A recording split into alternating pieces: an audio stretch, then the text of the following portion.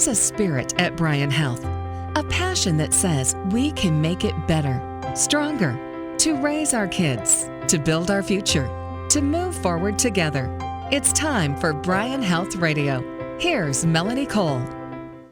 There comes a time when you realize it's time. This is my life, my heart, and my health, and it's important. It's time for a lifelong smart approach to heart health. My guest today is Jackie Bates. She's a cardiac rehabilitation registered nurse with Bryan Health. Welcome to the show, Jackie. So why is it so important for women, especially, to exercise to maintain that heart health, and how much is needed to keep our hearts healthy? The very first piece that comes to my mind when I hear that question is the important role of a woman in her home, in her work, and the demands and expectations that women put on themselves. So the importance about exercise and how much to do is really quite a bit about the whole woman. Exercise helps with managing stress. It gives you endorphins to give you more energy. At other times, it lets you be more creative and help out where you really want to help out. Foundation of exercise is at least 3 days a week for 30 to 40 minutes of an exercise level that helps you get your heart rates up and makes you feel like you're working somewhat hard for 30 to 40 minutes.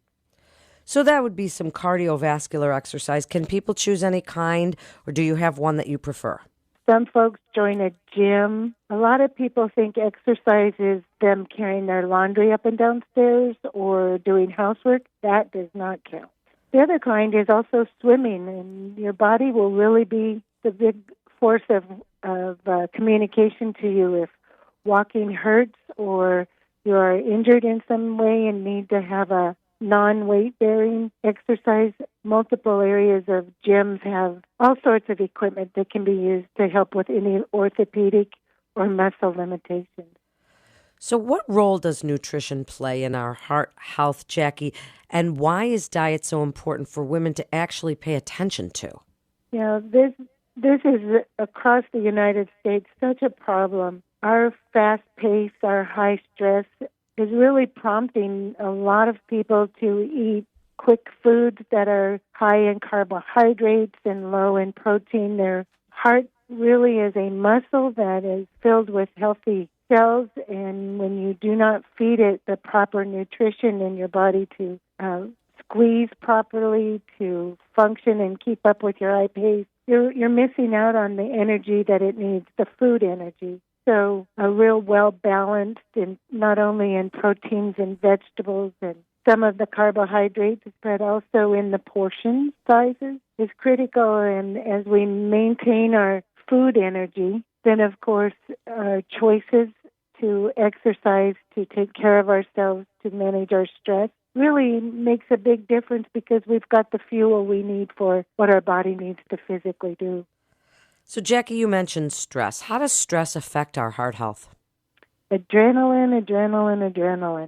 I'm not trying to make fun of that, but the surges of adrenaline in stressful times, whether that is all of a sudden you're slamming on your brakes, or you get a phone call with some really bad news, or you're running late all the time, those surges of adrenaline in our body really, I'd use the word tax our body. The adrenaline and the endorphins that get sent out to our body affect the lining of our heart arteries. Actually, it affects the lining of every artery and vein, but when we're talking about the heart, there can be simple description for how I use it in cardiac rehab is like little irritated, inflamed areas in your arteries where plaque might stick to and start developing a blockage, or the stress may make your hot blood pressure so high that you start having headaches and you have vision problems. So the stress in itself is not the bad culprit. It's our body's reaction that really will harm our heart. And we in our cardiac rehab world are learning that stress is for everyone. Even if you think something is a fun stress, it still triggers those endorphins so high, or the adrenaline, that you have to be very careful because it's a major risk factor in heart disease. And women, we negative self-talk ourselves, so we increase that stress. Cortisol builds up, again contributing to heart problems. What do you tell, and even your cardiac rehab women that are in rehab already, what do you tell them about getting rid of some of that stress with exercise and diet and using all of these things together to help us with our heart health? I like that question because a big part of our focus in cardiac rehab is not just about blood pressure. It's not just about the individual risk factor, but the whole body. So what we tell people is let's start from the beginning on the stress. We use the terminology stress management. Let's start from the beginning and let's try to identify what our stressors are, or you as a client or patient. Let's try to find out what's our normal reactions, what type of clues are being given to us to say, you know what, I just reacted in a too stressful way. I need to back that down. So identifying what our stressors and how we respond is a great start. We call it a getting started with stress management. And then we teach people both in verbal discussions and written information and advice about exercise and how that can lower your blood pressure, take away some of those symptoms of high blood pressure, headache, or stretching and doing all sorts of muscle stretching can help calm you. Finding out where is a quiet place in your day, maybe several times a day, to pull back and let you have some downtime and just really think through what these financial matters or relationship matters, how they're really impacting your heart. But you also see that in our world, in cardiac rehab, folks come in that are very depressed or stressed because they've had a new diagnosis of a heart problem. And the exercise is what motivates them and connects them with other people, and they can do some peer talking with each other about this is what I'm going through and get encouragement in different ways, not just from the staff, but also from peers in a cardiac rehab setting or in an exercise setting such as a gym. And Jackie, why is it so important for women to listen to their bodies? Because we are always taking care of everybody else. And they say, put your own mask on before you put on the masks of your loved ones. Why is it so important? And what do we do to take care of ourselves first and listen to what our bodies are telling us?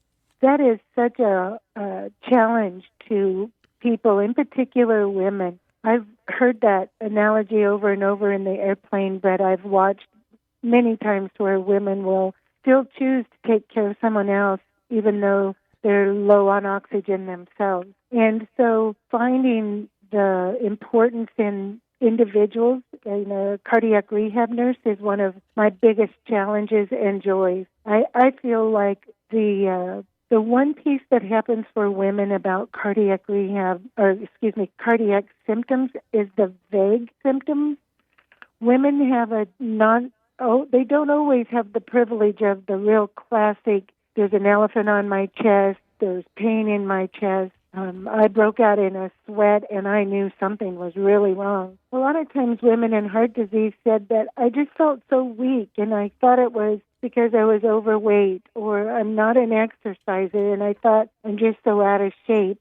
We hear that vague symptom a lot for women, and as I thought about this interview, one of the most important pieces I feel as a woman myself and as a cardiac rehab nurse I wanted to say was to develop a relationship with your medical provider. Nowadays that means someone that's either a physician, a chiropractor, a nurse practitioner, PAs, all sorts of levels of medical providers. So you can say to them, this is going on and this is not my normal. I'm more tired when I climb steps. I'm more short of breath. Something's just not right, and it's not because I'm only overweight or because I'm not an exerciser. So that relationship with a medical provider, to let them take you to the next level of perhaps getting a EKG or a stress test or something along that line, would be an absolutely important piece for a woman in our society to be encouraged to do. Thank you so much, Jackie, for being with us today. If you're concerned about your heart health, take our free, quick, and confidential HeartAware online screening at bryanhealth.org/HeartAware. That's bryanhealth.org/heartaware. And thank you to the women of Alpha Phi for funding this special Heart Healthy podcast. This is Melanie Cole for Bryan Health Radio. Thanks for listening.